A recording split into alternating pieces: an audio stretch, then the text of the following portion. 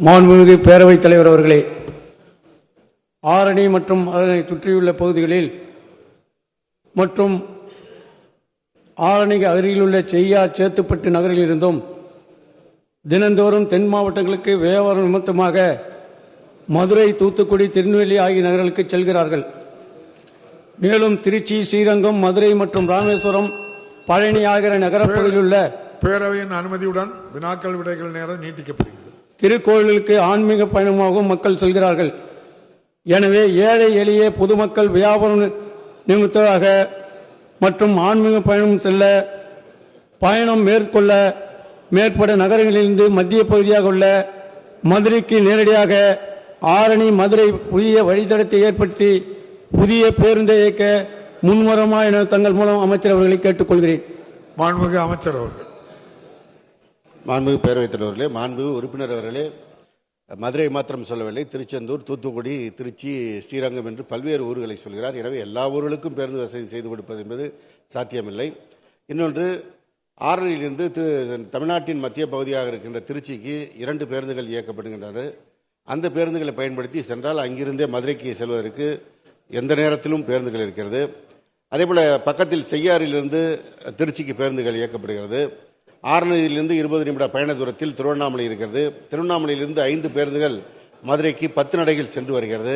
எனவே அவருடைய ஊரை பக்கத்தில் இருக்கின்ற இந்த வசதிகளை பயன்படுத்தி எளிதாக பயணம் செய்யலாம் என்பதை மாண்புமிகு உறுப்பினர் அவர்களுக்கு தெரிவித்துக் கொள்கிறேன். மாண்புமிகு உறுப்பினர் சேவூர் ராமச்சந்திரன். மாண்புமிகு பேரவைத் தலைவர் அவர்களே, அமைச்சர் அவர்கள் அங்கங்கு வருகின்ற பஸ்களை மட்டும் குறிப்பிட்டு சொன்னார். அங்கங்கு வரும்போது புறப்பட்ட நகர்களிலிருந்து பேருந்துகளில் அதிக அளவில் பயணிகள் ஏற்றி விடுகிறார்கள். ஆரணியில் நேரடியாக சென்றால் ஆரணியில் அதிக பயணிகளை ஏற்கொள்ளும் என்றுதான் இந்த வினாவை நான் ஏற்படுத்தினேன். அதற்கு சுற்றி வளைத்து பதில் சொல்கிறார். மேலும் ஆரணி நகரத்தில் சென்னைக்கு இயங்கப்படும் பேருந்துகளில் வாலாஜா, பாலுச்செட்டு சத்திரம் மற்றும் சுங்குவா சத்திரம் ஆகிய பகுதிகளில் நகரங்களில் உள்பகுதியாக சென்று பைபாஸ் சாலைக்கு வருகிறது. கடந்த காலங்களில் சாதாரண கட்டண மற்றும் பேருந்து மட்டும் இந்த வழித்தடங்கள் இயக்கப்பட்டது. தற்போது விரைவு பேருந்து மற்றும் சாதாரண பேருந்து அனைத்தும் இந்த வழித்தடத்தில் இயக்கப்படுவதால் பொதுமக்களும் வியாபாரிகளும் நேரம் அதிகமாக சிரமப்படுவார்கள்.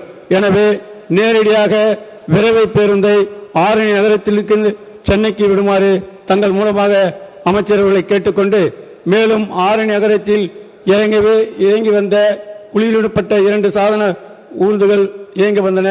தற்போது அதில் ஒன்று நிறுத்தப்பட்டது. அதையும் சேர்த்து 2 பேருந்தாக இயக்க தங்கள் மூலமாக அமைச்சர் அவர்களை கேட்டுக்கொள்கிறேன். மாண்புமிகு பேரவைத் தலைவர் அவர்களே, சாலைகள் சுற்றி வளைத்திருந்தால் பேருந்துகளும் சுற்றி வளைத்து செல்ல வேண்டிய சூழல் ஏற்படுகிறது.